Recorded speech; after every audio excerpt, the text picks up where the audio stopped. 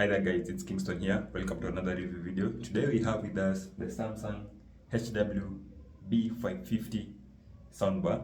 It's a 2.1 channel soundbar with a total of 410 watts, and it's a very minimalistic soundbar. So if you have your TV set up and you're missing a sound system, you want something that is affordable and yet doesn't consume so much space and produces quality sound, then I think you should have a look at this Samsung HWB550 soundbar.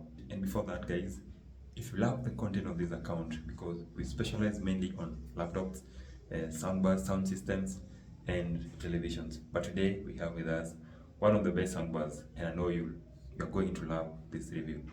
Just ensure that you leave a like on this video and don't forget to subscribe for more tech reviews like this one. So let's get into a review of today.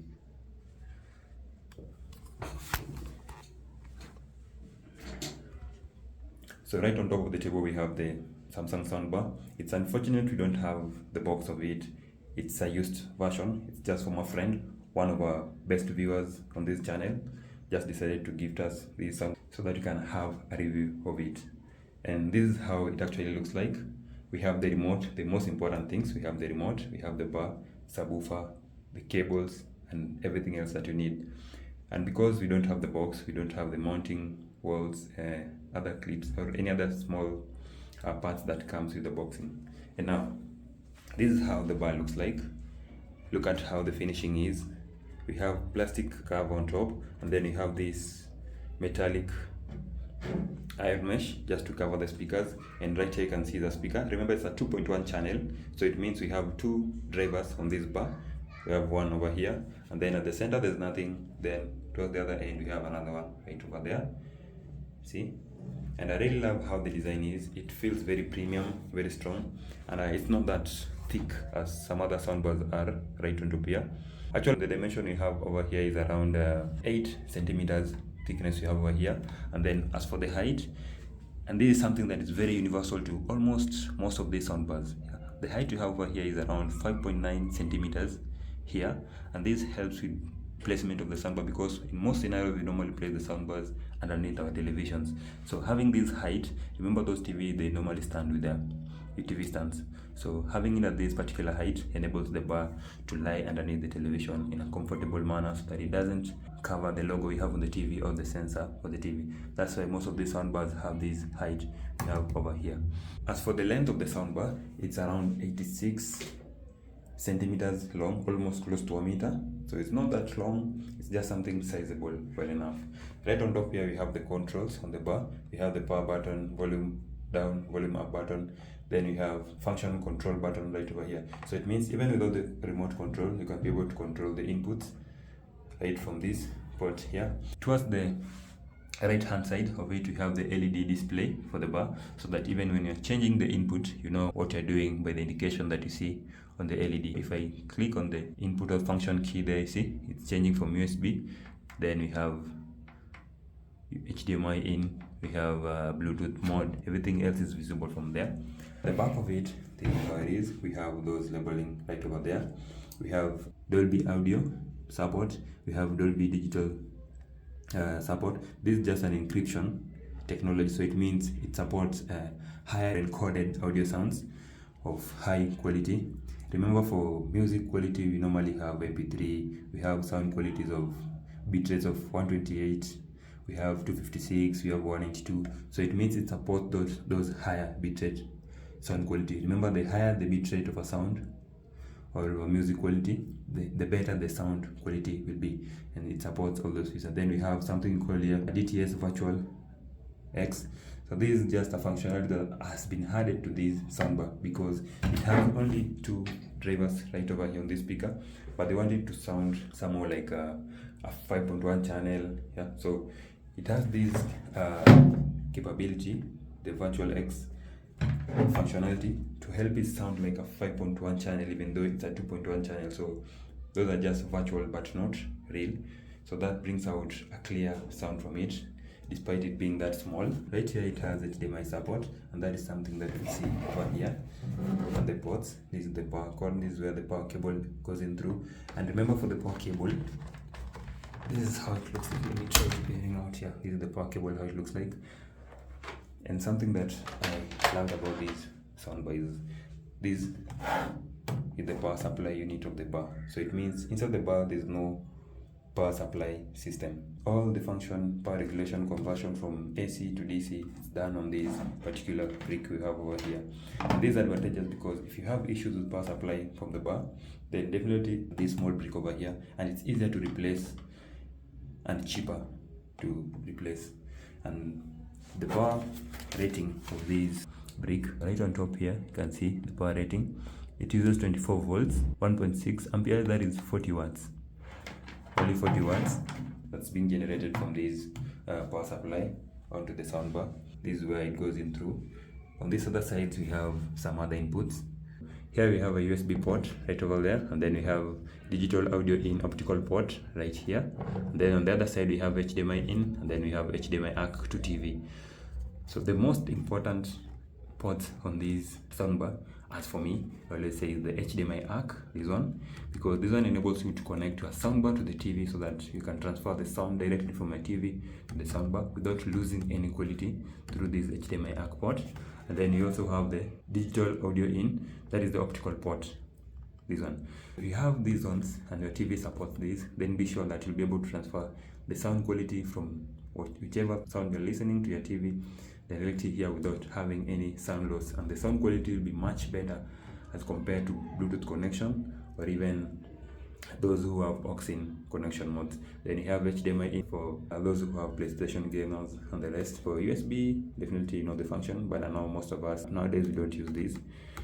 We rely solely on Bluetooth. Most of the things we listen or the sounds are online, so but it just an advantages if you find yourself in a scenario where you have to use it.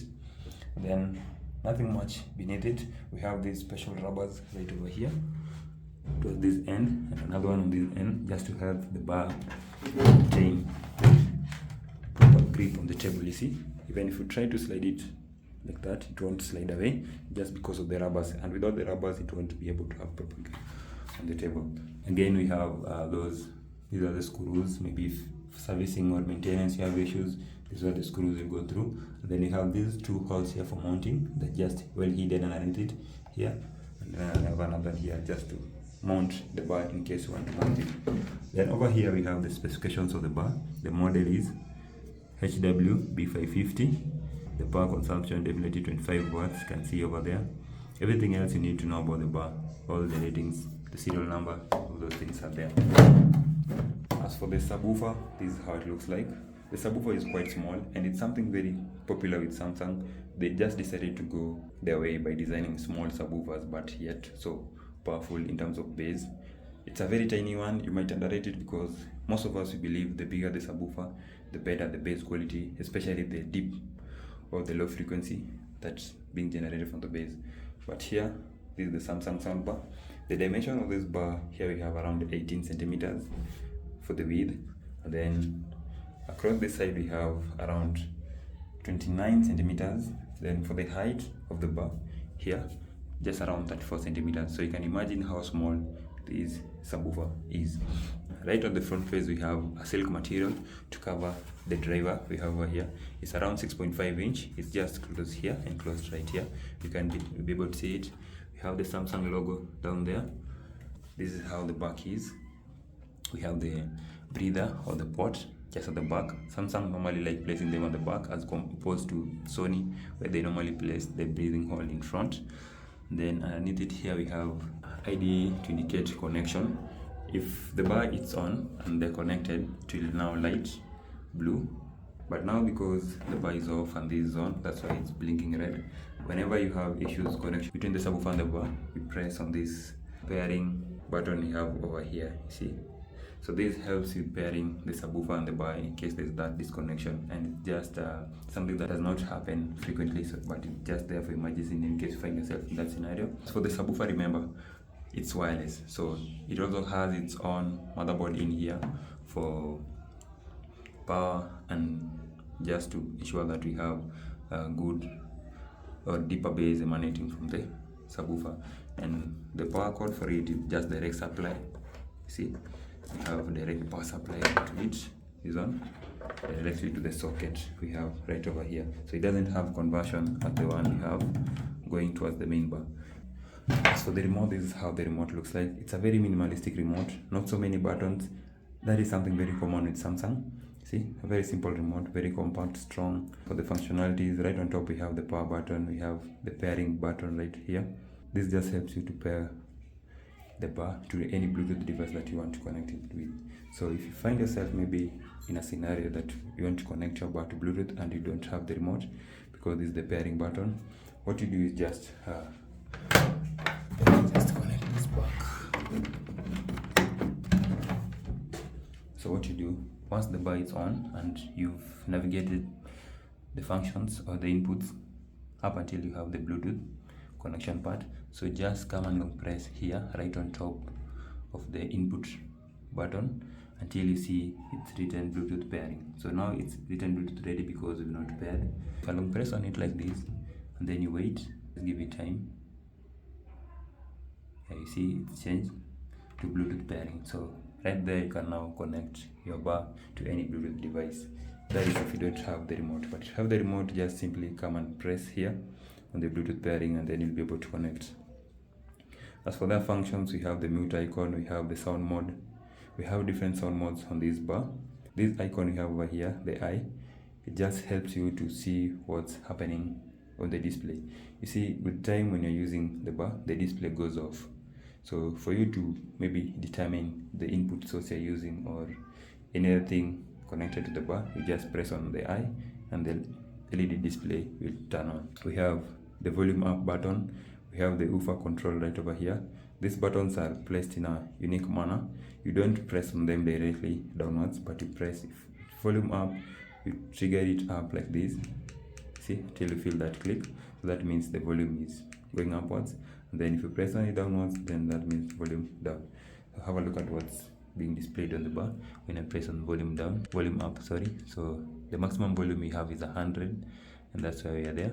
Then if I press on it downwards like this, you see the volume reducing. And then here we have subwoofer control, definitely. If I press on it up, then we have subwoofer control. Right now it's at maximum, that is 6. Then I can turn it down to 4.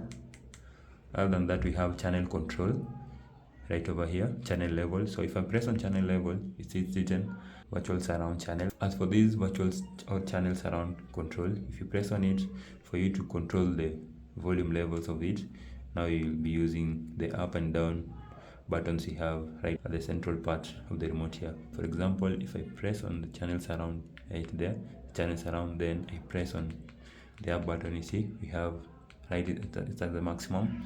Then if I press on it down, see it's reducing, that's channel surround. Again here we have tone control. So for tone control, if I press on it like this, we have treble, and then again we have bass. So for you to control the tone, just put it to one mode. For example, here we have the bass, and then just come and click the up one to control, see it's changing. As for treble, once again just come and change it, tone treble, then here change the function. So that is it for the remote. Right here we have some other buttons. If you've connected the bar to Bluetooth and maybe you want to skip to the next sound or backwards, just press here and it will automatically go to the next sound or video that you are watching, having connected the bar to the television or any other music device wirelessly through Bluetooth. That is it about the bar. Now let's get ourselves the favorite part of this review. Let's do a sound test. We see how it performs. Remember something very crucial for these bars. It's normally very crucial, the positioning where you place this subwoofer. If you place it on TV stand, as I am now placing it right here, the sound quality from the bass will be different when you place it down somewhere in a corner like that one, because here it's a wall and here it's a wooden part. The sound quality from the bass emanating right there will be different from the sound quality at that particular corner where we have a wall and a wall. And I normally prefer placing it closer to the wall, not so close, just ensure that it doesn't touch the wall, but at least somewhere closer to the wall so that you have a good bass distribution inside the room where you've placed your music system. Because wrong placement will mean that you might not be getting a good quality of sound inside your room, but again the people that maybe are outside your room will be getting distracted by the sound coming from where you are. So it's critical that you place it at a good position. So let's do some tests to this soundbar. We see how it performs. And so first we're going to do the sound test with the subwoofer right on top of the table, and then the second part I'll remove the subwoofer and place it maybe at that corner or that corner. We feel if there's a difference, so get ready for the test.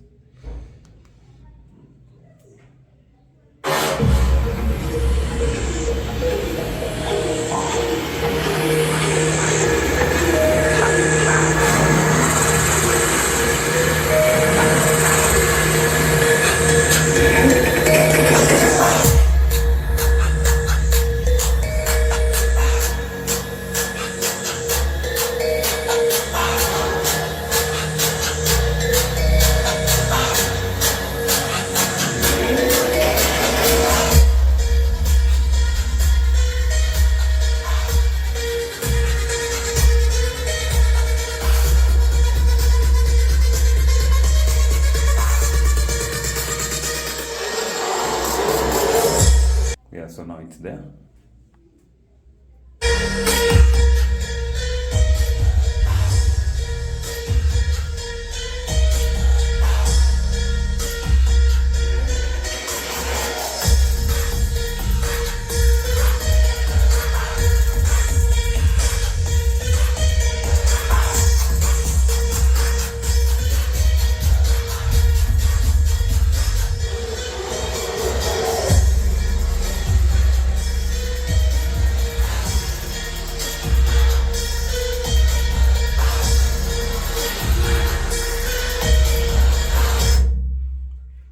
Okay, so now we've moved the subwoofer to the left hand side. It's over there.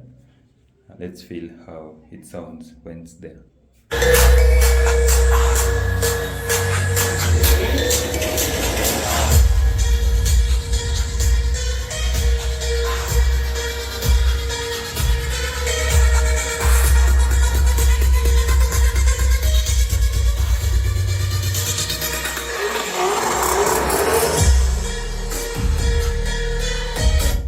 So guys, you heard how the soundbar was during those 3 different sound tests. The sound test that I couldn't do because I'm not quite sure how good the sound quality will be through the phone and maybe on the listening devices that you're using to listen to this sound test.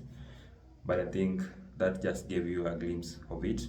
And just to clarify something here, remember this is a 2.1 channel soundbar. So you only have two main drivers on the bar, and then you have the subwoofer. And again on the bar you also have 2 tweeters, so it makes it a total of 5 speakers for this whole setup. We have 2 tweeters, there's one on the left and then there's one on the right. Not visible on the bar though, but we have them on the sides just to help improve on the surround part of this system. Having done the review, I don't know what you think about this particular soundbar. Those of us who have used it, maybe let us know in the comment section if you recommend somebody to get it, if you're on a low budget, or maybe just save so that you have a good budget to get a better bar than this. Having tested it myself, I think it's quite a good bar. I'll recommend it to a lot of people. I think it's a good starting point if you are thinking about venturing into having a soundbar in your own personal space, be it your living room or maybe your bedroom setup or entertainment area. I think it's a good sound system to think about. That is the end of this review, guys. If you feel there's something else that I've not talked about in the video, let me know in the comment section and get prepared for our next review, because it's going to be a very worthy review, and I'm going to be comparing this soundbar with its next counterpart, that is the Samsung HWB550, because they were released on the same year. The B650 just the same as this, but there's some sort of differences in terms of wattage, in terms of in the body design, and it's the one that is coming next. So ensure that you subscribe so that you don't miss out on the next review that goes hand in hand with the one that we've just done. See you next time. Big up.